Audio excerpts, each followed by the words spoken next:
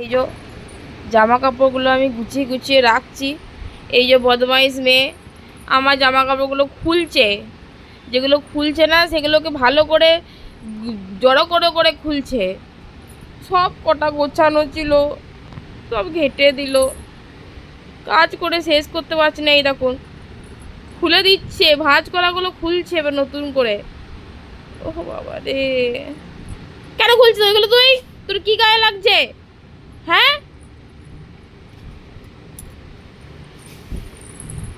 সব কটা জামা কাপড় আমার গোছানো ছিল, সব কটাকে আমার ইয়ে করে দিল। এই রুহি, কই রে? শুনতে পাচ্ছিস তুই? কি তুই এগুলো খুললি কেন? গুছিয়ে রাখ। কই, ওখানে হাত দিবি না। দিল সর্বস্ব আমার ঘেটে দিল। চল,